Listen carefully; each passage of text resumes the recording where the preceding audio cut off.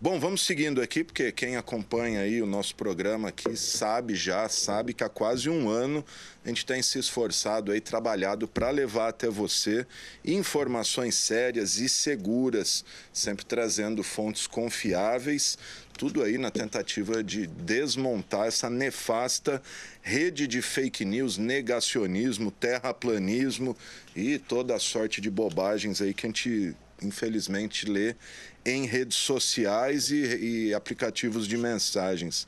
E por isso hoje a gente convidou para nos ajudar nessa tarefa aí, melhor do que ninguém, o professor titular do Departamento de Química da Unicamp, o Luiz Carlos Dias, que é também membro titular da Academia Brasileira de Ciências, comendador da Ordem Nacional do Mérito Científico e membro da Força Tarefa da Unicamp no combate à Covid-19. E também, acho que indignado aí de tanta barbaridade que se vê por aí, o professor começou a gravar vídeos para redes sociais combatendo a desinformação. O professor que está aqui no Zoom com a gente vai falar um pouquinho desse trabalho aí de desmontar fake news e ajudar a gente a esclarecer alguns pontos aqui. Professor Luiz Carlos Dias, tudo bem?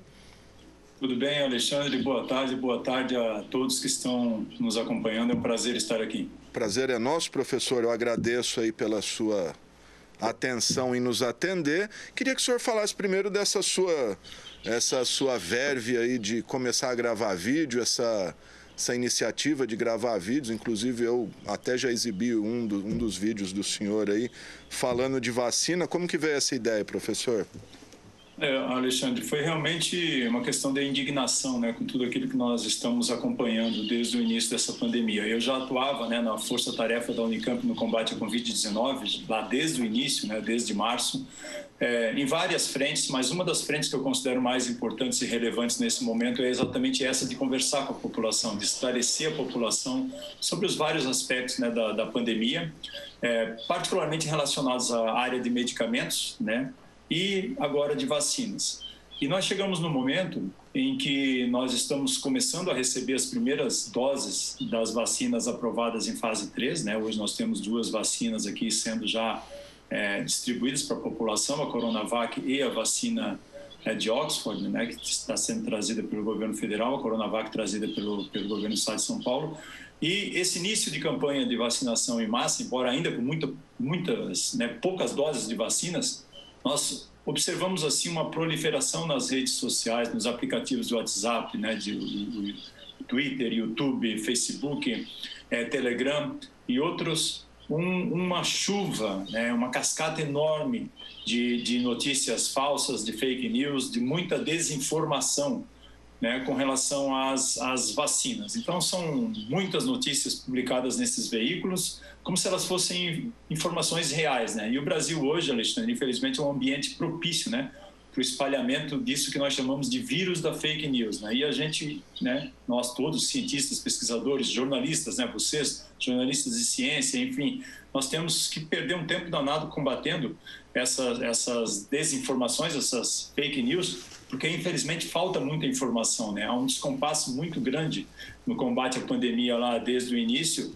e aí como nós temos assim uma deficiência na formação, né, e uma deficiência numa mentalidade mais crítica, nós temos esse cenário então de que as pessoas recebem as notícias e elas transmitem aquelas notícias sem checar as fontes, sem checar as evidências, sem buscar um aprofundamento no assunto, né? E as pessoas acabam passando essas informações adiante. E nesse contexto nós temos esse crescimento enorme, né, das pseudociências, que não possuem as evidências científicas necessárias para corroborar as ideias, né? E o crescimento das fake news. Isso afeta muito a ciência e afeta a vida das pessoas. Sem dúvida. Professor, que dica que o senhor dá para a pessoa comum, aí, o cidadão comum, quando recebe no WhatsApp, por exemplo, porque as fake news, elas vêm bem escritas, vêm ali como se fosse mesmo coisa séria, às vezes com depoimento de pessoas ali, dizendo que é médico e tal. Como que as pessoas podem buscar uma informação para saber se aquilo que ela recebeu é verdade, é mentira, é uma fake news? Que dica que o senhor dá? Elas têm que procurar, por exemplo, a fonte, né? Sempre identificar, por exemplo, se a pessoa que está falando se identifica, coloca um nome, porque às vezes o fato, viu, Alexandre, de ter usar um jaleco branco, né? Eles usam, muita gente transmite, né, tenta transmitir credibilidade usando um jaleco branco ou dizendo que tem um título de doutor. Sim. Mas, infelizmente, nós sabemos, né, que o fato de usar um jaleco branco ou ter um título de doutor não necessariamente transmite ética e não deveria transmitir credibilidade. Então, as pessoas têm que checar as fontes, né, procurar confirmar, por exemplo, com outras pessoas, né, com quem elas confiam, em quem elas confiam, por exemplo, se aquela notícia ela é verdadeira ou não. Hoje é possível, por exemplo, você procurar na internet, né, evidências sobre determinadas notícias. Há vários órgãos, por exemplo, de imprensa, há vários órgãos públicos, né, de instituições públicas hoje que estão devotados, inclusive, né, a desbancar e a desmentir essas fake news. Então, é possível, sim, procurar as informações. Então, antes de espalhar, antes de disseminar, por exemplo, é extremamente importante que a pessoa tenha certeza de que aquilo que ela está transmitindo para outras pessoas ou em outros grupos, independente do aplicativo, seja fato, né, seja concreto, seja real, porque senão há um risco enorme, né, de estar transmitindo desinformação e mentiras. Pois é, e o pior é que muita gente, às vezes, nem até vê que não é verdade, mas poderia ser, né? E encaminha, às vezes, na brincadeira ali para grupos e acaba atingindo o objetivo de disseminar aí a desinformação. Ô, professor, fala um pouquinho de vacina. Eu sei, o primeiro vídeo, se eu não me engano, o senhor falou muito de vacina, inclusive da questão aí da informação de deformação de bebês. Queria que o senhor falasse sobre isso, da segurança das vacinas. Olha, as vacinas, todas aquelas que forem aprovadas em fase 3 pela Anvisa, né, que é o nosso órgão regulador, elas são seguras, elas são eficazes. Essas vacinas vêm sendo estudadas aí desde o início do ano, particularmente para a Covid-19, mas as plataformas que são utilizadas, né, elas são plataformas que já vêm sendo estudadas há décadas, né? Tanto as vacinas de RNA mensageiro, da Pfizer e da Moderna, como as vacinas de adenovírus, né, que são os vírus que causam resfriado em chimpanzés ou em humanos de Oxford, do Instituto Gamaleya da Rússia ou da Janssen, elas são bastante conhecidas, já foram estudadas para várias outras doenças como dengue, chikungunya, câncer de próstata, ebola, MERS, SARS. A própria vacina Coronavac, ela é uma vacina extremamente segura porque ela usa uma plataforma que é um vírus inativado, um vírus morto. É uma vacina que nós já conhecemos desde uma tecnologia que nós já conhecemos desde a década de 50. A própria vacina de influenza, ela usa, né, essa tecnologia de vírus inativado, de vírus morto.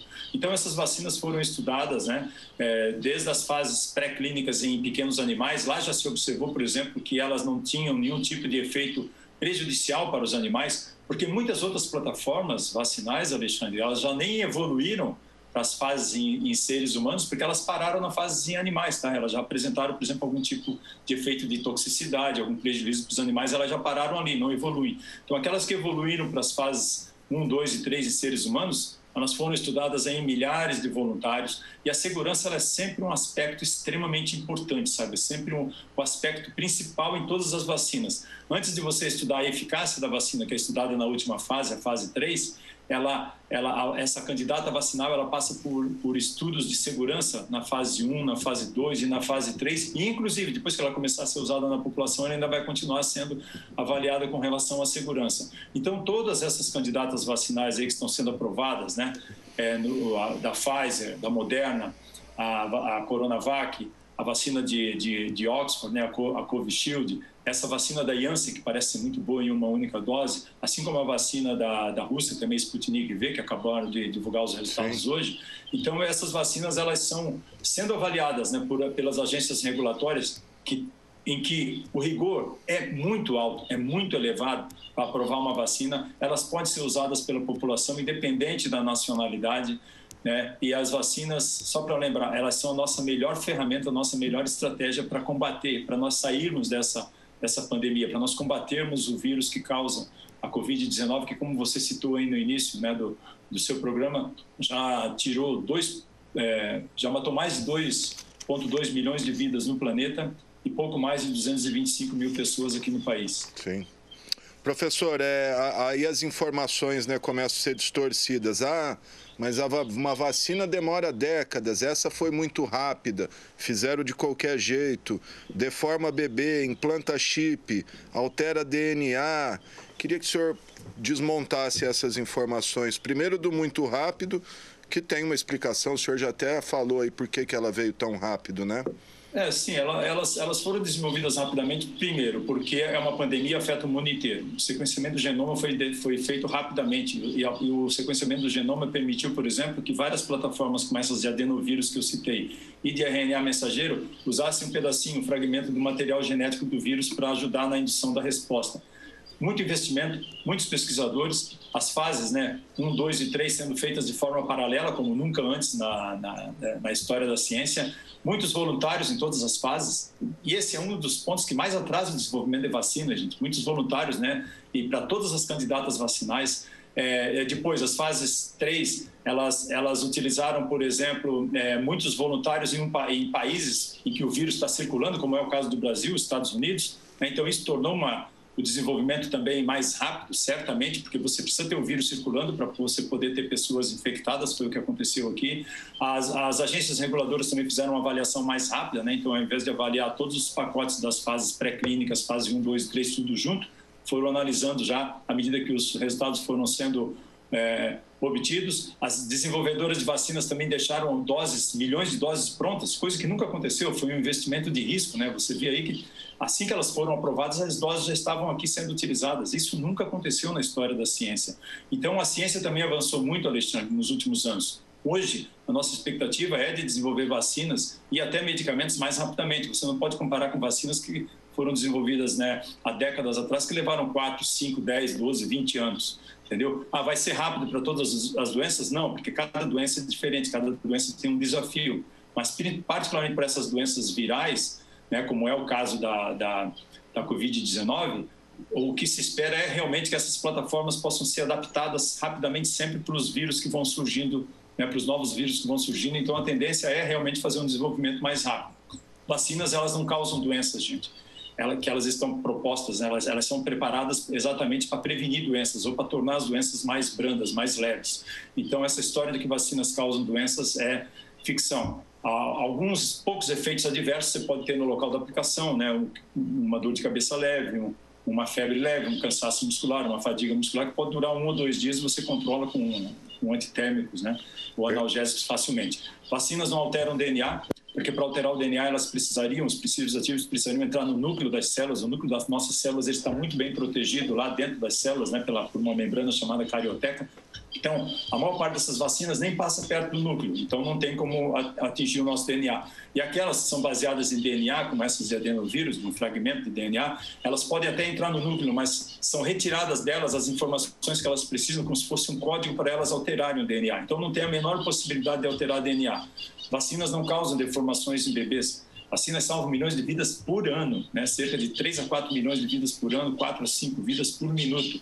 Né? Vacinas não contêm talidomida, então ninguém precisa ficar preocupado que só porque elas foram desenvolvidas mais rapidamente elas vão causar prejuízos. Elas não contêm chips também para controlar os nossos passos, né? Há essa fake news de que vacinas contêm microchips, né? Inclusive na forma de plasma, que a gente não consegue, os cientistas não conseguem entender bem nem a plausibilidade dessa fake news. Teria que ser líquido o chip, né? Isso, teria que ser líquido, porque seria exatamente na forma de plasma. Então, que essa vacina, então, através desses microchips, enviaria, através das antenas 5G, informações para uma nave espacial que está aí, né, circulando o planeta Terra, e de lá eles conseguiriam, por exemplo, ninguém sabe quem, enviar doenças através dessa tecnologia 5G. Isso é realmente uma loucura, gente, entendeu? Sim. Nós já somos controlados, todo mundo que tem CPF, cartão de banco, isso que eu ia falar. Banco, internet, celular, um iPad, um computador como esse aqui, nós já somos controlados de todas as formas, não precisa desse controle, e não há, obviamente, nenhuma chance de enviar, por exemplo, doenças através de uma tecnologia 5G. Então, são doenças, essas vacinas também não causam autismo, né? Isso já está mais do que comprovado com estudo com mais de 700 mil crianças de que não há nenhuma relação causal entre as vacinas e casos de autismo em crianças. Muito pelo contrário, gente. Nós melhoramos a nossa qualidade de vida, a nossa expectativa de vida, que um século atrás era de 35 anos, hoje para em torno de 72, 75 anos. Com as vacinas nós erradicamos a varíola do planeta. Varíola que matou 350 milhões de pessoas no século XX. Nós não temos varíola desde 1979. Graças à varíola nós controlamos meningite, poliomielite, sarampo, cachumba, tétano, rubéola, difteria, várias outras doenças. Então, nós, nesse momento, Nós precisamos acreditar nas vacinas, porque as vacinas vêm para salvar vidas. Agora, nós sabemos o que o vírus causa, né?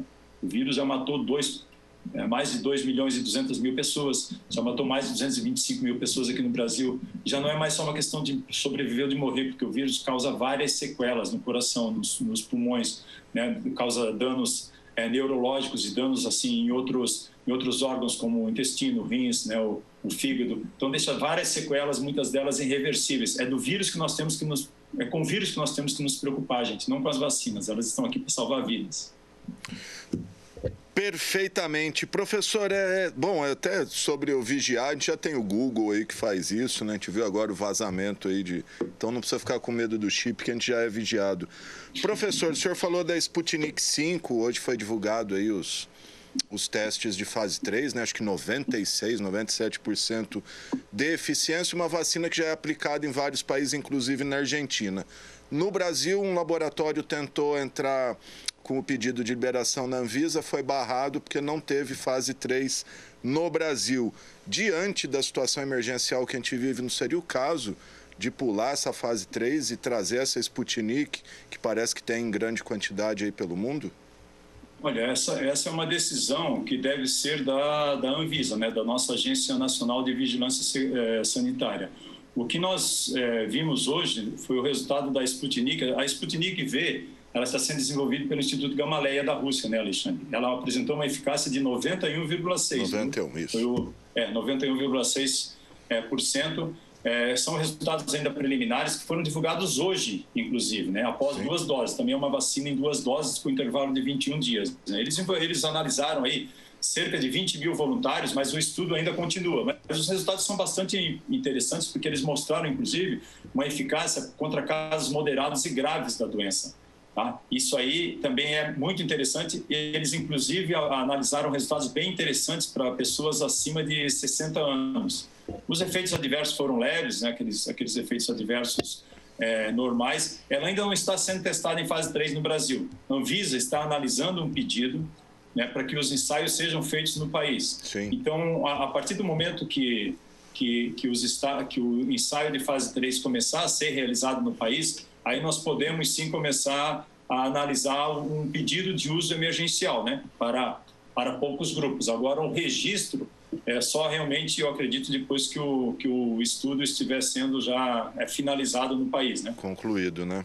Muito Agora, bom. Certamente, Alexandre, só para confirmar para você, nós tivemos outro resultado também da vacina da Janssen, né? Sim. Que apresentou uma eficácia também bastante interessante, em torno de 66% aqui na América Latina. E uma dose, né, se eu não me engano. Oi? Uma dose apenas, né, da Janssen. Isso é que eu ia finalizar. Ela é em uma única dose. Ela usa, o que é interessante, a mesma tecnologia da vacina Sputnik V. Ela usa adenovírus humano, um dos adenovírus humanos. É um vírus que causa resfriado em humano. Só que a vacina da Rússia, ela usa 2 adenovírus, uma dose com um adenovírus e a segunda dose com o segundo. É muito interessante essa da Janssen, né? É claro que depende muito da quantidade de vírus que tem ali, provavelmente, para dar essa resposta diferente da vacina da Rússia, mas é muito interessante porque ela é uma única dose. Isso aí, para uma estratégia de vacinação em massa da população, ela principalmente no cenário em que nós não temos vacinas, né, porque nós temos muito poucas vacinas hoje, nós precisamos de milhões de doses de vacinas aqui, essa pode ser uma alternativa bem interessante aí. Agora tem que ver, né, tem que negociar. E tem que também, essa vacina sendo analisada e sendo estudada, por exemplo, sendo aprovada pelas agências regulatórias ou dos Estados Unidos, ou do Reino Unido, ou do Japão, ou da China, ela pode, inclusive, ser solicitada o uso aqui no Brasil, país, né? Sim. Então, talvez seja uma vacina aí bastante interessante, porque para sair dessa pandemia, Alexandre, nós certamente vamos precisar de todas as vacinas possíveis. Nós vamos precisamos pensar em algo em torno de 380 milhões a 400 milhões de doses, porque você tem que ter em mente de que sempre há um pouco de perda de vacinas, né? Ou por quebra de frascos, ou por problemas na manutenção, na temperatura, né? Então, ou por contaminação dos frascos, ou por perda de doses mesmo. E essas vacinas, né, se você pensar na vacina de Oxford e da Coronavac, elas vêm em frascos de 5 ml, que tem 10 doses, cada dose é 0,5 ml. Então, os postos de saúde, os locais de aplicação, têm que se programar, por exemplo, para, ao abrir o frasco e aplicar a primeira dose, que as outras doses sejam aplicadas no período de 8 a 10 horas, no máximo, né?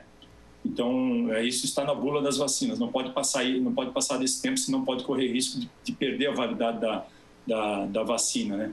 Então, sempre há perdas. Então, considerando aí, digamos, 10% de perdas, se você tiver 400 milhões de doses, você perde aí em torno de 40 milhões, você ainda tem 360 milhões que dá para vacinar 180 milhões de brasileiros. Nós vamos ter que vacinar para sair dessa pandemia algo aí em torno de 160, 180 milhões de brasileiros. Pois é, isso que o senhor falou é só para o Brasil, né? E pensar em escala global, então, imagina 1 bilhão de doses aí.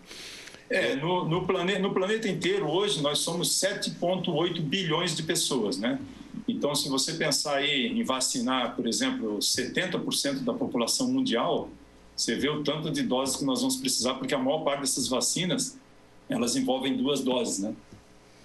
Sim. Uma última coisinha de vacina para a gente avançar para outro assunto. Parece também que a rapidez das vacinas é que o coronavírus já era conhecido há muito tempo dos cientistas, né? De MERS, SARS, o que teve foi uma variação dele, é isso? Estou enganado ou não? Eram outros coronavírus, né? Eram outros coronavírus que causavam, por exemplo, SARS e MERS. Então, as vacinas, elas estavam sendo desenvolvidas, as de Oxford, a da Janssen, a mesma da RNA mensageiro da Pfizer e da Moderna, para essas outras doenças, né? Mas não só SARS e MERS, mas também Ebola, chikungunya, Zika, câncer de próstata. Então, e elas permitem, por exemplo, elas são plataformas tão flexíveis que elas permitem, por exemplo, que basta você trocar o material genético daquele novo vírus, por exemplo, e aí você tem uma plataforma para uma doença que eles chamam, inclusive, de doença X, onde basta você trocar o material genético e você trata aquela nova doença. Então, ela foi sendo desenvolvida já para SARS e MERS, só que SARS e MERS nunca viraram pandemia, né? Sim. Elas foram controladas com as medidas, por exemplo, de hábitos de higiene, uso de máscara, distanciamento físico. Então, o vírus ele não era tão transmissível como é o vírus agora do SARS-CoV-2, embora, por exemplo, eles fossem até mais letais. Sim, ligeiramente mais letais, né? Felizmente, eles não foram tão transmissíveis. Então, quando elas já vinham desenvolvendo essas plataformas, aí o que chegou agora na Covid-19 foi usada, né? Aproveitada essa plataforma para usar o material genético da proteína externa desse novo vírus, que ela é ligeiramente diferente da proteína externa, né? Que a gente chama de spike ou espícula, que é aqueles espinhos, né? O vírus é aquela bolota, né? Uhum. E lá na parte de fora você tem aqueles espinhos. São aqueles espinhos que ele usa para encaixar no nosso organismo. Então, as proteínas que tem ali, que são substâncias químicas, elas são tiradas um pedacinho, um pouquinho delas, um fragmento delas, e colocada nessa plataforma de vírus que causa resfriado, entendeu? É engenhoso, é fantástico. Aí o nosso organismo vê aquele pedacinho lá e identifica como um inimigo, né? Como um corpo estranho. E aí produz a resposta de anticorpos. Aí passa um tempo, o organismo joga aquilo fora, né? Aquele pedaço de vírus, joga os anticorpos estão ligados lá tudo fora, elimina. E aí, quando a pessoa tiver contato com o vírus real, o SARS-CoV-2, aí o sistema imune identifica, né? Opa, eu já vi um pedacinho lá, e aí identifica como um invasor, como um inimigo que tem que ser combatido. Aí vai lá e produz os anticorpos para neutralizarem aquele vírus. Então, na verdade, a gente engana, né?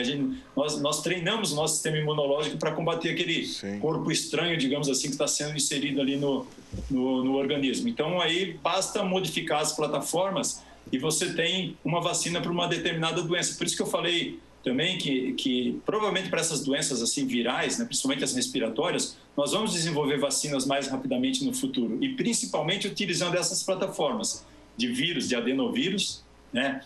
Ou de RNA mensageiro, que vão ser as plataformas do futuro, sem dúvida nenhuma.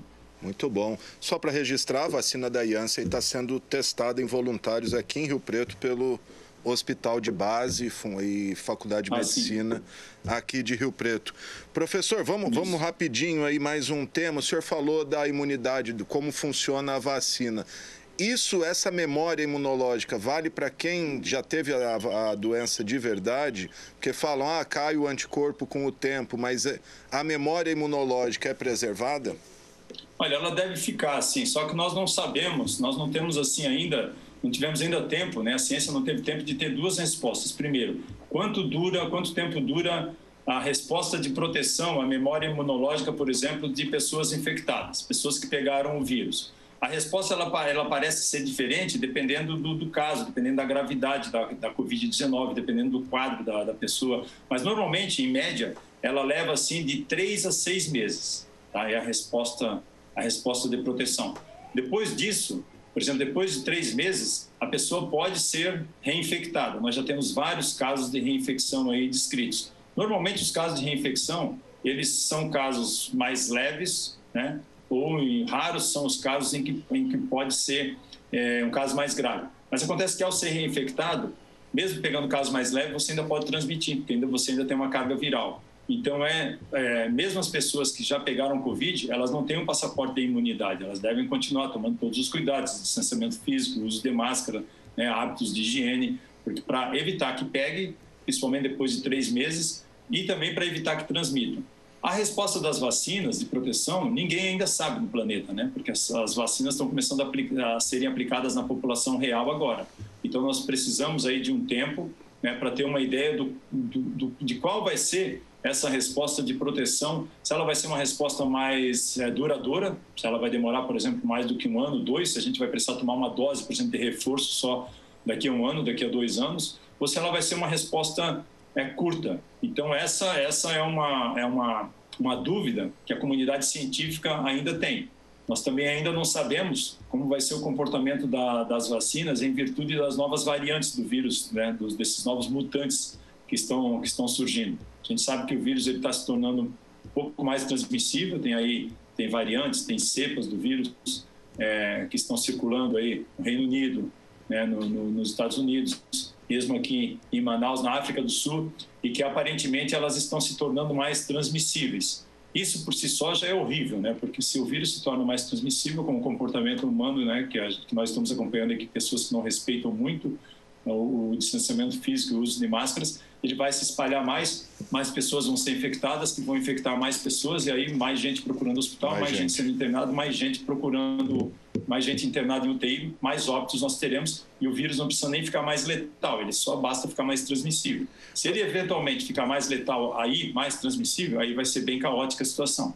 É por isso, Alexandre, que é fundamental iniciar uma campanha de vacinação em massa e não deixar parar a campanha de vacinação em massa, porque nós precisamos vacinar o maior número de pessoas possível no menor período de tempo, né? Infelizmente, hoje, nós não temos vacinas, né? Nós temos hoje, de fato, cerca de 12 milhões de doses em território nacional, sendo que já começaram a ser distribuídas, né? São 10,1 milhões de doses da Coronavac e 2 milhões da Covishield, né? E nós precisamos de mais vacinas, né? Para você ter uma ideia, nós vamos precisar de algo em torno de 360 milhões de doses aí, nós estamos muito longe. E aí, conscientizar a população brasileira para a importância de uma alta adesão à cobertura vacinal, né? A campanha de vacinação em massa, para que as pessoas possam tomar a vacina, tomar a primeira dose, voltar a tomar a segunda dose da mesma vacina, sempre, não pode misturar vacinas, mas é fundamental que nós tenhamos aí uma cobertura vacinal, né, muito ampla, e para isso nós vamos precisar combater o movimento anti-vacinas, né, combater o negacionismo científico e esclarecer a população brasileira sobre a importância de uma campanha de vacinação em massa para que a gente possa definitivamente, né, começar a sair dessa pandemia que já está se arrastando desde março. Já deu, né? A situação, já deu, né? A situação ela está piorando. Infelizmente, nós não temos tratamento realmente eficiente, né?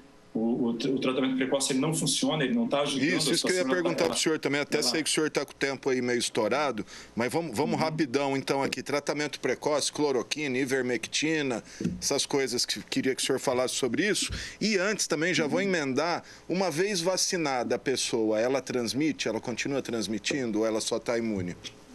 Não, a pessoa ela pode ser infectada e pode ter, por exemplo, aquele efeito de proteção de não pegar o vírus, de não ser infectada, vamos supor, ter contato com o vírus, mas não ser infectada. O vírus dá uma resposta esterilizante. Mas ela pode ser infectada e ela pode ficar assintomática ou pegar um caso muito leve, mas ela tem carga viral, ela pode transmitir, né? Certamente. Okay. Tá? Todos aqueles infectados, eles vão poder transmitir. Mesmo vacinado. Mesmo vacinado, sim, porque essas vacinas, Alexandre, elas não foram desenvolvidas para serem esterilizantes, ou seja, para evitar que você pegue o vírus, que você seja infectado. Não, o principal objetivo de todas essas vacinas, primeiro, uma parte das pessoas não vai pegar o vírus, mas a outra parte vai pegar o vírus. Só que aqueles que pegarem vão ter casos mais leves, não vão precisar de hospitalização, não vão ter morrer, casos graves, consequentemente não vem a óbito. Esse é o primeiro objetivo de todas essas vacinas, é diminuir complicações graves. Né? Okay. Então, esse é o primeiro objetivo, tá bom? Agora, se a pessoa pega o vírus, mesmo que ela seja assintomática, ela vai poder transmitir. Sem dúvida nenhuma. Então, tratamento precoce, professor, cloroquina. Tratamento precoce, olha, infelizmente, Alexandre, cada dia surgem mais e mais evidências, né, muito sérias, muito preocupantes com relação ao uso desses medicamentos sem comprovação científica, né? Particularmente cloroquina, hidroxicloroquina, a ivermectina, né? Então, são vários casos de médicos hoje, de associações médicas relatando efeitos colaterais graves, complicações graves em pacientes que usaram o tratamento precoce, né? Incluindo casos de distúrbios mentais, casos de infecção de pessoas que tomaram cloroquina em casa e pegaram a Covid. Então, assim, infelizmente, né, não funcionou em nenhuma das fases, né, nem nos casos mais graves, nem nos moderados, nem nos leves, nem nos mais leves. E hoje nós estamos vendo assim, várias associações médicas nacionais e internacionais já rechaçando, né, exatamente porque acumulam-se cada dia, né, mais e mais evidências de que esses medicamentos causam danos. Né? Eles não têm eficácia, eles estão levando a uma piora da pandemia, inclusive, porque as pessoas, quando usam, ficam com aquela falsa sensação de segurança e de proteção. Né? Inclusive, o próprio autor do trabalho da cloroquina, ele admitiu publicamente os erros no estudo dele, né? Reconheceu os erros, lá, né? Pediu desculpa, o francês, o Didier Raoult, mas só que o mal estava feito, né? Então, um levantamento, eu não sei se você chegou a acompanhar agora, um levantamento que foi feito pelo IBGE, inclusive com o próprio Ministério da Saúde, mostrou que 10 municípios brasileiros, que têm mais de 100 mil habitantes, que distribuíram esse kit com medicamentos, 9 desses 10 registraram uma taxa de óbito por Covid-19 mais alta do que a média estadual. Eu não lembro de todas as cidades, mas eu lembro de Goiânia, de Campo Grande, de Natal, Cuiabá, Jundiaí, aqui pertinho, e Itajaí. Itajaí, lá em Santa Catarina. Itajaí foi uma cidade que, desde o início, né, o prefeito lá é médico e ele recomendou... Teve o kit Covid lá, né? Isso, ele distribuiu o kit Covid e, inclusive, ele distribuiu cânfora e foi aquele que teve o tratamento com ozonioterapia retal, né? Então, Itajaí é uma cidade que apresenta uma taxa de óbito, de mortalidade, próxima de 60% mais alta do que a média do estado. Então, realmente, infelizmente, né, porque valeu a pena estudar esses medicamentos, valeu, mas nós estamos desde março falando e a situação não vem melhorando, ela muito pelo contrário, ela vem só piorando, o vírus vem ficando cada vez mais agressivo no sentido de se tornar mais transmissível, né? Você viu o que está acontecendo em Manaus, em Porto Velho, vai acontecer em outras cidades. É claro que as pessoas elas têm o direito de usarem os medicamentos, é uma decisão individual, eu penso, né? Mas esses medicamentos eles não estão ajudando, né? Muito pelo contrário, né? Com base em todas as melhores evidências científicas acumuladas, não resta mais dúvidas para a comunidade científica de que o tratamento precoce não vai reduzir o número de infectados, não vai reduzir o número de casos graves, não vai reduzir o número de mortes, mas pode trazer problemas, por exemplo, como no caso da cloroquina, né, que causa arritmias cardíacas, né, causa taquicardia. Né, a gente sabe disso, tem acontecido muitas pessoas, né, já em UTIs, isso está sendo descrito pela comunidade médica. A própria azitromicina pode levar a uma alta resistência dos antibióticos, né, em virtude do uso precoce, porque muita gente está tomando o medicamento sem apresentar quadro. Se eu não me engano, a azitromicina é antibacteriana, né?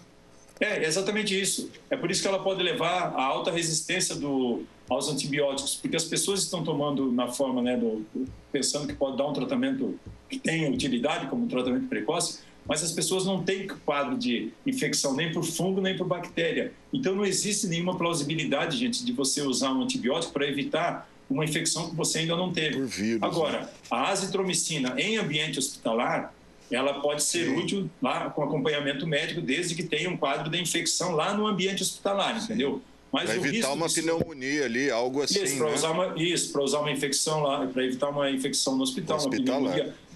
A infecção hospitalar. Agora, mesmo isso pode trazer riscos no futuro, porque o uso desenfreado por pessoas assim sem quadro de infecção pode levar com que essas bactérias, né, que já adquirem resistência facilmente, fiquem resistentes não só à azitromicina, como à classe de antibióticos que a azitromicina representa. E olha só, essa questão de resistência antibacteriana, junto com o movimento antivacinas, são duas das maiores causas de preocupação da ONU e da Organização Mundial da Saúde, que estão entre as 10 maiores ameaças à saúde pública mundial. 10 maiores ameaças à saúde mundial. Uma delas é o movimento antivacinas e a outra é a resistência das bactérias aos antibióticos. Professor, estamos com o tempo estourando aqui, o senhor também tem que liberar o senhor. Vou emendar algumas coisas que queria que o senhor resumisse. Até que ponto as máscaras são eficazes? Se a transmissão num ônibus é relevante, um ônibus superlotado?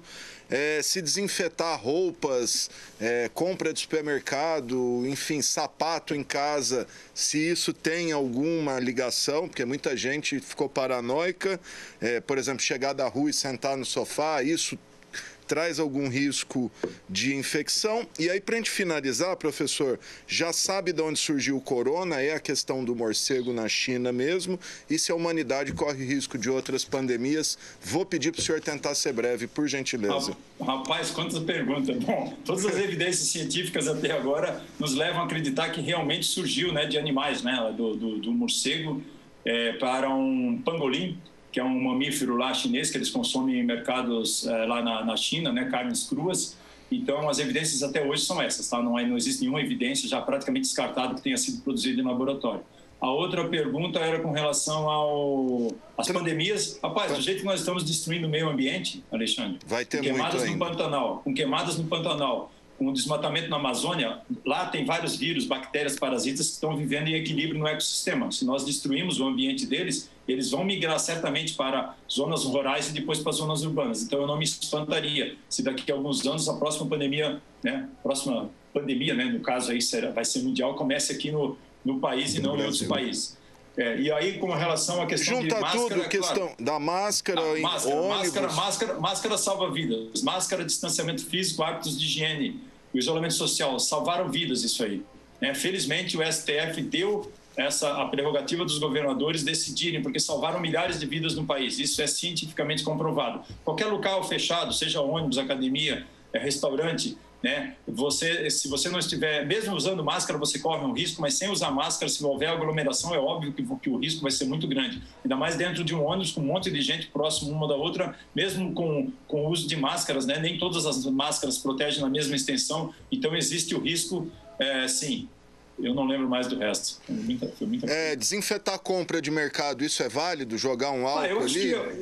Eu acho que é muita neurose. Eu, particularmente, não faço isso. Eu acho que eu tenho cuidado, você tem um cuidado maior com o distanciamento físico, né? O distanciamento físico, o uso de máscara, o hábito de higiene e o hábito de lavar as mãos com frequência, esses cuidados são mais importantes. Né? E aí esses outros cuidados assim de tirar os sapatos, de lavar as roupas, os cuidados, eu acho que é um cuidado a mais que é interessante, mas eu penso sempre que pela transmissão, né, pela transmissão mesmo, né? O uso de máscaras, eu acho que ele é mais importante, ele é essencial, mas eu não estou dizendo para as pessoas não fazerem isso, tá? Eu estou dizendo que é um cuidado a mais, mas realmente o distanciamento físico, o uso de máscara, o hábito de higiene ali, o uso do álcool gel, ele é mais importante. Perfeito. Professor, doutor, muito obrigado, professor Dr. Luiz Carlos Dias, professor titular do Departamento de Química da Unicamp, membro aí da sua Academia Brasileira de Ciências, da Ordem Nacional do Mérito Científico, da Força Tarefa da Unicamp.